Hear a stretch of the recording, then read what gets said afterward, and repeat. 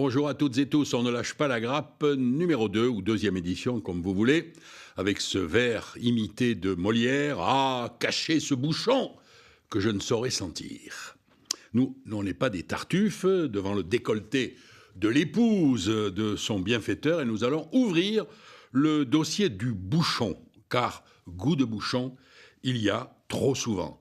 Jean-Marc Carin, qui est à mes côtés, nous dira dans quelle proportion, par caisse de 12 par exemple, on peut estimer aujourd'hui, ou on pouvait estimer, peut-être que c'est en diminution aujourd'hui, le nombre de bouteilles qui ont un petit problème de goût de bouchon. La preuve que le bouchon est un souci, c'est que les bouteilles se multiplient avec des bouchons qui ne sont pas des bouchons traditionnels de Liège. On en a devant nous. Il y a le bouchon fabriqué par Ardea, il y a des bouchons fabriqués par Diam, il y a des bouchons même complètement synthétiques en couleur, comme ça, il y en a d'autres en aggloméré. Enfin, bon, bref, vous êtes habitués, en ouvrant les bouteilles, à trouver des bouchons extrêmement différents. Il y a même des vins blancs qui sont avec des capsules vissées. Et quand vous vous promenez dans une grande surface ou un magasin spécialisé aux États-Unis, vous trouvez des vins rouges, des vins blancs qui sont à capsules vissées. Et puis, il y a le bouchon technique. Nous en avons ici sur le plateau qui ont été mis au point par des sociétés comme Diam, comme Ardea Seal ou ProCork. Tous, et au-delà de leurs différences, garantissent l'absence de cette molécule dont je prononce le nom avec respect et un peu de distance, trichloroanisole, qui donne ce fameux goût de bouchon. Et puis, il y a aussi des vignerons, des producteurs, qui sautent le pas et qui font confiance à la fois à ces bouchons techniques et aux consommateurs pour qu'ils se libèrent du culte exclusif du liège. Parmi ces producteurs qui sautent le pas, nous en avons deux ici, qui nous ont fait la gentillesse de venir sur le plateau de TV7, Pierre Courdurier du château Croix-de-Brie en Saint-Émilion, Croix-de-l'Abrie en Saint-Émilion, qui est ici avec ses bouchons techniques et non techniques devant lui, et Pierre Courdurier du château, et Stéphane Dieff du Clos Manou, qui est en Médoc. Voilà, bienvenue messieurs. Merci d'être là. Nous allons donc causer goût de bouchon et les moyens d'en sortir. Puis nous causerons aussi outsider avec nos deux invités, parce que nos deux invités en sont des outsiders, et nous demanderons à Jean-Marc Carin ici le sens qu'il donne à ce mot outsider appliqué au vin et à ses producteurs. Et puis on se demandera, peut-être si on a un peu de temps, si le Bordeaux n'est pas en train de vivre une révolution sans que les Bordelais le sachent. Mais d'abord, on va commencer par parler du goût de bouchon. Alors, Jean-Marc Carin, ça vous est arrivé il y a de nombreuses années de vous demander pourquoi et comment on trouvait dans des caisses des bouteilles prestigieuses quelquefois qui valent très cher et qui ont goût de bouchon. Comment c'est arrivé ? C'est très simple, si vous voulez. C'est un critique qui goûte à l'extérieur de Bordeaux. Évidemment, la première des choses qu'il cherche à faire, surtout s'il est reçu par des gens qui ont acheté des bouteilles grâce à lui et qu'on les goûte ensemble, c'est de retomber sur ses marques. C'est-à-dire sur ses pieds, c'est-à-dire donner la même note de ces vins qui sont goûtés en principe à l'aveugle, etc. Donc là, je me retrouve en Suisse avec des gens charmants, fortunés, qui organisent des grandes dégustations. Et donc, on est à l'aveugle et les résultats ne sont pas ceux que l'on attend. Et la question se pose, mais pourquoi ? Et donc, la réponse, elle vient très vite. Si vous voulez, les gens qui sont avec moi disent, mais Monsieur Carin ou Jean-Marc, nous, on nous vend des vins qui ne sont pas les mêmes que toi, on te fait goûter. Et c'est la seule explication que l'on voit en tant que Suisse. Et vous, les Français, encore, vous venez nous faire un peu chichi sur ce sujet. Et moi, je dis non, écoutez, c'est un peu plus sophistiqué que ça, ce sont des gens sérieux, il y a autre chose qui se passe, et c'est comme ça que je découvre, non pas tant le goût de bouchon, parce que là, c'est clair pour tout le monde, mais le fait qu'il y ait une irrégularité de comportement d'une bouteille à l'autre, parce que, si vous voulez, les bouchons eux-mêmes sont, en Liège, on parle, sont irréguliers. Et ça part comme ça. Et donc j'en parle avec Denis Dubourdieu qui dirigeait toute la recherche à l'Institut d'œnologie. Et donc en 2004, il m'appelle en me disant « ça y est, c'est sûr, on sait maintenant officiellement, la science le sait, qu'effectivement dans 12 bouteilles de vin ou dans 24, eh bien, chaque bouteille a en vérité un comportement différent et c'est lié à plusieurs éléments, notamment un qui est la porosité du bouchon qui est différente. Et puis en même temps, il rajoute aussi d'autres choses. Il dit, on a trouvé ça en faisant des recherches sur les arômes d'oxydation prématurée des vins et on se rend compte que lorsque les vins sont pas collés, lorsque les vins sont pas filtrés, ce qui était la mode à une certaine époque avec M. Robert Parker par exemple, lorsqu'ils sont pas pas globalement stabilisé, il y a encore plus de chances que la différence d'une bouteille à l'autre se multiplie au cours du vieillissement. Et c'est comme ça que ça a commencé. Alors, il y a des solutions pour affronter cette situation qui est très préjudiciable à ceux qui achètent les bouteilles, vos bouteilles et d'autres. Donc, il y a des solutions techniques. J'ai cité tout à l'heure le nom des entreprises qui fabriquent des bouchons qu'on a devant soi. Diam ici, par exemple, voilà, c'est un bouchon Diam. Vous avez des bouchons Ardea. Il y en a d'autres. Voilà, j'ai un bouchon Ardea. C'est drôle, mais je me demande comment le consommateur réagit quand il trouve ça. Alors, on va en parler justement. Voyons, Pierre Courdurier, vous avez choisi le bouchon technique. Pierre Courdurier, vous avez choisi, vous êtes venu avec le bouchon technique. Oui, tout à fait, l'Ardea Steel. C'est quoi ? Qu'est-ce qu'il y a dedans ? Nous, on va le voir à l'image. Mais écoutez, c'est un bouchon technique qui est à base de polymère. C'est d'élastomère. Donc, c'est une coque rigide qu'on peut voir ici, donc, qui permet d'avoir une certaine dureté au niveau du bouchon. Et la problématique des bouchons, c'est surtout dans le temps avec le liège. Le bouchon s'allonge dans le temps. Donc, effectivement, on a le problème de porosité, mais aussi l'allongement du bouchon fait que dans le temps, on va avoir des échanges gazeux et d'oxygène qui font que les bouteilles vont être altérées ou pas.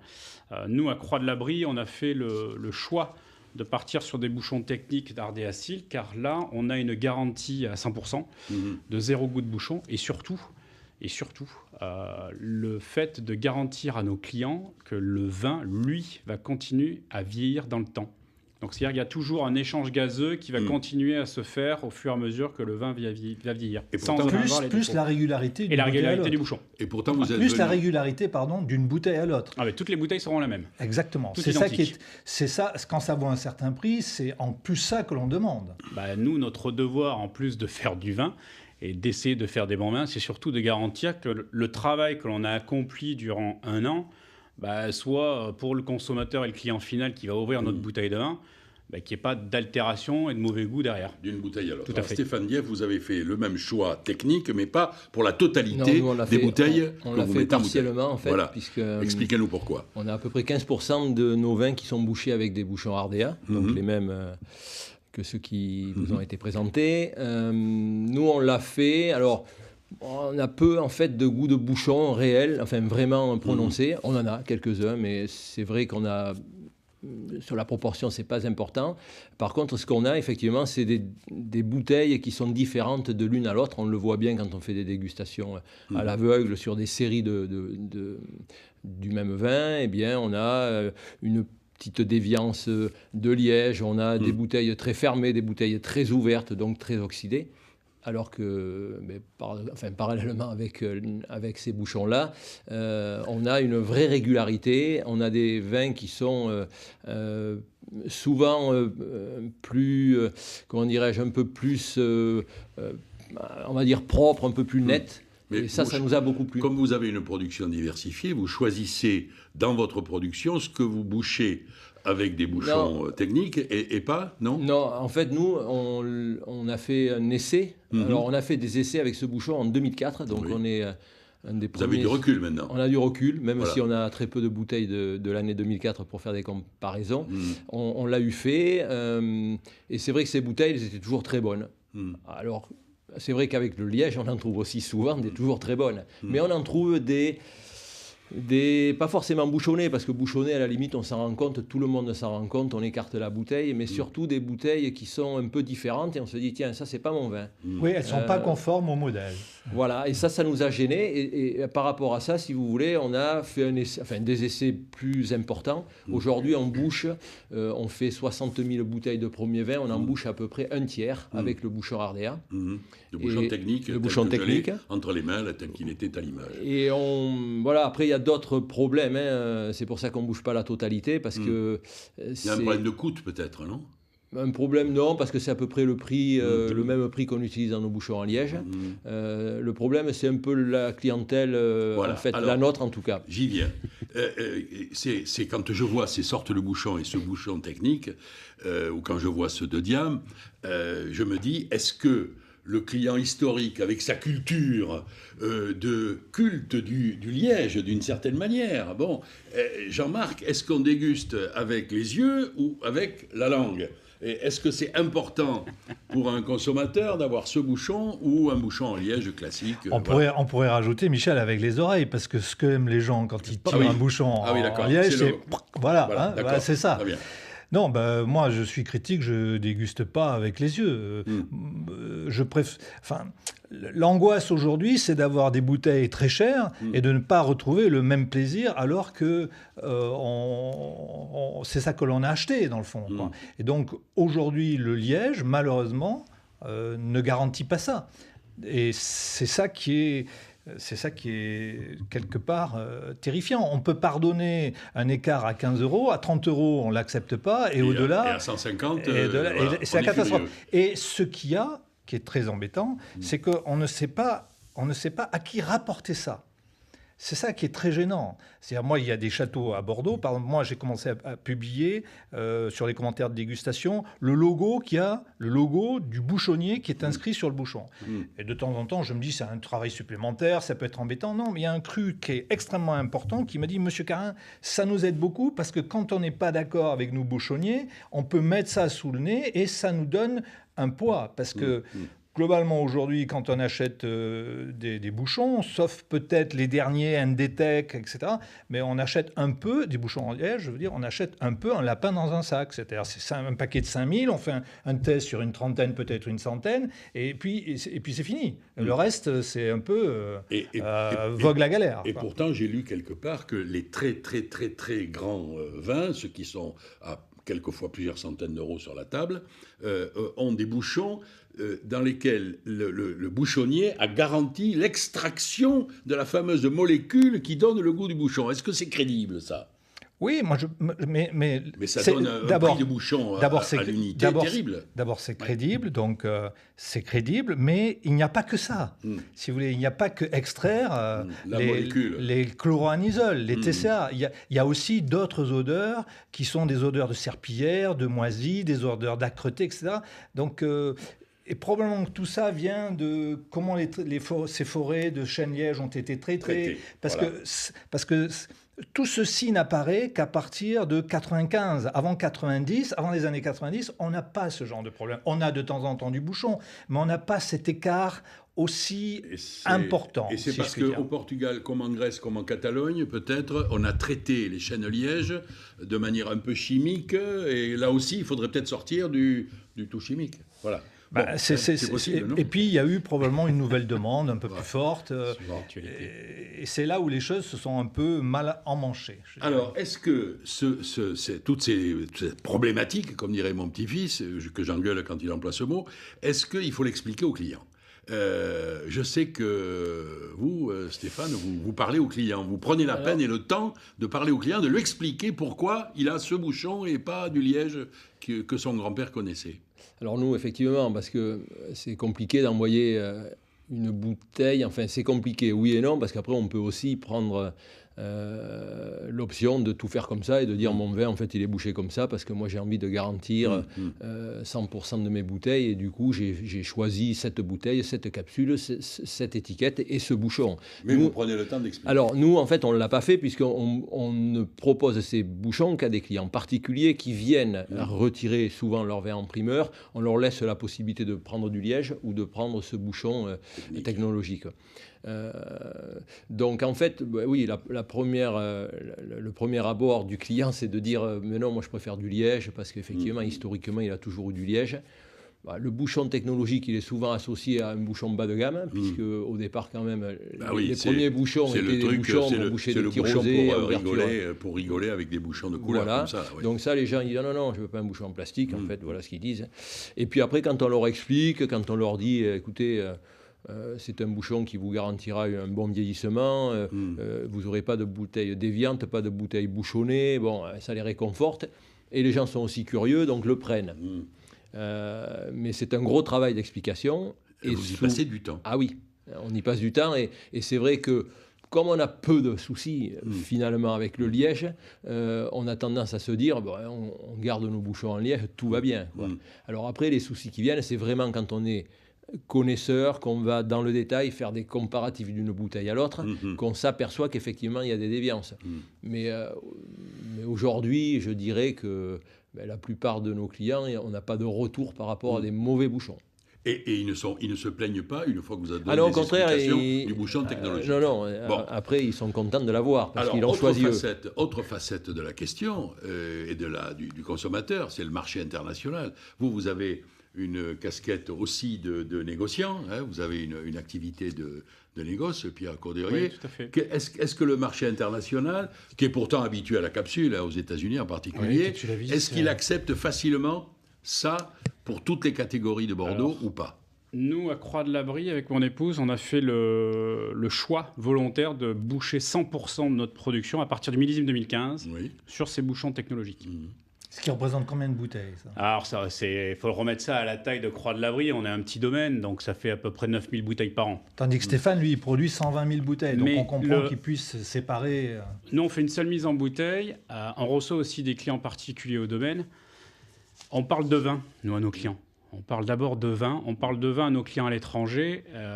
Et quand on discute avec des sommeliers dans les grands restaurants à travers le monde entier, quand on discute avec des distributeurs, avec des cavistes, tous, sans aucune exception, nous disent « Le vin, c'est votre responsabilité. Le bouchage du vin, c'est votre responsabilité. Si vous, en tant que producteur, en tant que vigneron, vous nous garantissez que votre produit, que notre travail est à 100% fiable, on n'a pas de souci avec ça. » Je crois que c'est plus un problème d'autoproducteurs. C'est nous, les vignerons, on a la difficulté de sauter le pas et de se dire je prends la responsabilité de boucher 100% de ma production comme ça. Il y a des Bourguignons qui l'ont fait depuis très longtemps.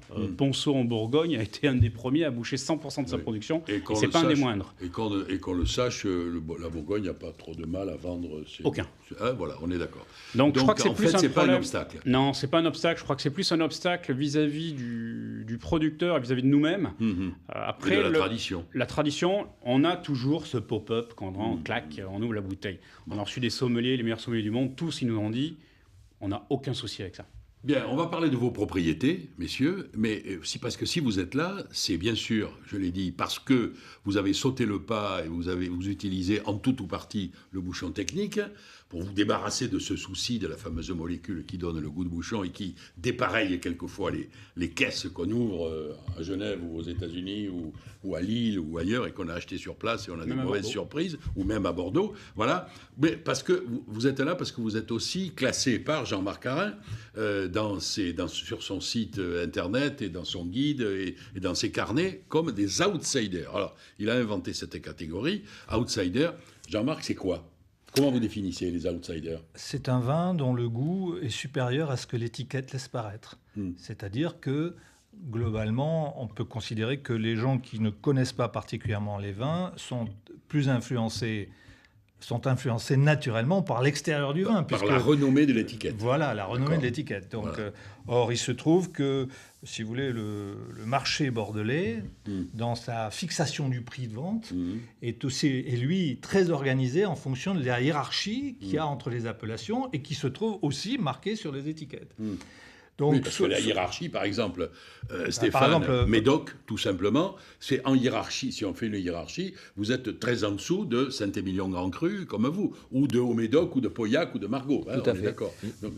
Donc, si on prend le cas, si je prends le cas de Clos-Manoux, Clos-Manoux en Médoc, goûté plusieurs fois à l'aveugle à côté des crus qui valent 5 fois plus cher que lui, qui sont très connus, eh bien, c'est Clos-Manoux qui sort avant ces crus très connus. Et donc là, si vous voulez, ça pose une question aux critiques, c'est-à-dire, qu'est-ce qui se passe ? C'est-à-dire, pourquoi les autres ne sortent pas mieux et pourquoi lui sort si bien ? Donc là, on se rend compte que quand on gratte, c'est-à-dire quand on va lui rendre visite, on s'aperçoit que ce sont des gens qui bossent comme les plus grands, c'est-à-dire ils s'appliquent. Stéphane n'a qu'à montrer ses mains à l'écran, ils travaillent, etc. Ensuite, ils ont des chais qui sont nickel, ils ont des barriques comme les autres, donc ils ont les mêmes investissements que les autres, mais simplement au niveau de la reconnaissance du tarif, puisqu'ils vendent avec le négoce, qui les supporte aussi quand même, eh bien, effectivement, ils sont pas reconnus à leur juste titre. Donc moi, en tant que critique, c'est un plaisir pour moi de trouver d'abord des vins comme ça, et je vous remercie de les faire, parce que c'est pas moi qui...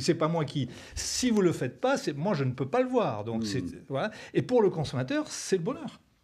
Alors, messieurs, maintenant, vous êtes classés parmi les outsiders, c'est-à-dire celui dont l'étiquette ne correspond pas, dont le goût est supérieur à ce que laisse penser, ou ce que laisse imaginer l'étiquette, et le prix aussi, quelquefois. Alors, cette propriété, vous, Stéphane, elle est comment, et quelles sont vos lignes directrices de travail? Alors nous, c'est une propriété, c'est un peu atypique dans la mesure où en fait, on n'était pas vigneron de père en fils. Avec mon épouse Françoise, on a créé Clos-Manoux en Saint-Christoly de Médoc. À Saint-Christoly. Voilà, il faut aller à l'Espar et suivre les on est contre l'estuaire, un joli petit village qui borde l'estuaire. Donc on a 17 hectares de vignes qu'on a achetés au fur et à mesure des années. Et donc, comme je vous l'ai expliqué, on a démarré avec 12 arts de vigne, 2 barriques dans le garage. Et puis petit à petit, on a agrandi notre propriété tout en gardant comme fil conducteur le fait de faire bien les choses et de faire du vin comme on aime en boire,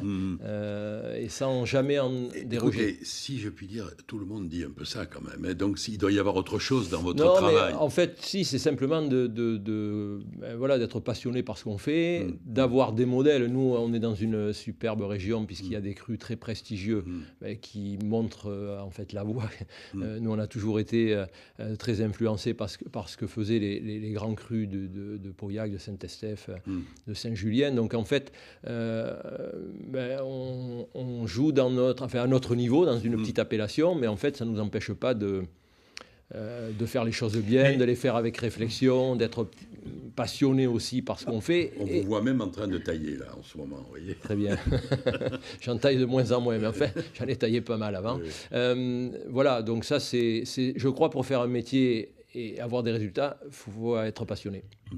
Alors, mais bon, on peut revenir par exemple sur la question de Michel, que dit, tout le monde dit ça, mais bon. Tout le monde dit qu'on fait le vin qu'on aime boire. La problématique, j'ai toujours entendu ça partout. La problématique des vins qui sont dans l'appellation Médoc par rapport aux autres appellations, à travail égal, on n'a pas la même corpulence dans la bouche, la même densité, la même puissance. Stéphane, qui est un excellent dégustateur, il a vu ça, donc il a essayé de comprendre comment je pouvais introduire ça. Et la réponse à cette question, c'est bien sûr du travail intelligent dans les chais, bien sûr de la barrique pour élever comme les plus grands, mais surtout beaucoup de boulot à la vigne. Et donc, c'est ça son véritable investissement. La question pour Pierre, pour Pierre est un peu différente. Il y a une exploitation très différente, hein, un terroir différent et une exploitation différente. Comment vous définiriez, non pas en comparant, mais votre travail pour sortir au niveau, parce que dans l'appellation Saint-Émilion, on est entre nous, on peut tout se dire, là, personne ne nous écoute, il y a quand même de très mauvais Saint-Émilion. Il y a des bons vins partout. Voilà, il peut y avoir des bons vins partout, mais entre les terroirs du haut, du bas, des inondables... Il y a des styles de vins différents. Voilà, alors vous avez plusieurs parcelles, comment vous faites votre Saint-Émilion? Alors nous, déjà, on a une approche totalement différente avec Axel. Alors déjà, ma femme est en train de tailler actuellement, donc c'est pour ça qu'elle n'est pas là. Alors, on a une approche par terroir. Donc on a plutôt une approche à la bourguignonne et de se dire... on a 3,5 hectares, donc c'est plus facile pour nous d'avoir une approche plutôt directe sur chaque parcellaire. Et dans ces parcellaires, de travailler le micro-parcellaire, de travailler petite parcelle par petite parcelle. Donc on a une ligne directrice, nous, qui est de dire un terroir, un vin. Et de faire au maximum et au plus juste, exprimer au plus juste ce terroir-là. Après, ma femme passe 90% de son temps dans les vignes. Donc après, on est dans l'observation, dans le détail, dans une approche technique le plus précis possible. Ça a du sens de dire qu'un vin fait par une femme, il est différent qu'un vin fait par un homme? Je ne sais pas, peut-être des approches... Ça a été un peu à la mode dans certains magazines. Dans les pigeages, c'est différent, ça c'est sûr et certain. Quand on pige nos vins, parce que nous on pige manuellement, on pige de manière différente, ça c'est clair. Et alors, quelle est la différence? Axel va piger plus doucement, ça va être plus soyeux. C'est un travail physique. Oui, mais c'est pas seulement parce que c'est un travail physique, je suppose. Il faut réintroduire le vin dans la cuisine. Il faut faire comme les Espagnols. Il faut le sortir du domaine des alcools. Plus je cuisine, plus je m'intéresse à la nourriture, plus je fais fonctionner mon palais, plus il va fonctionner aussi pour le vin qui est un liquide.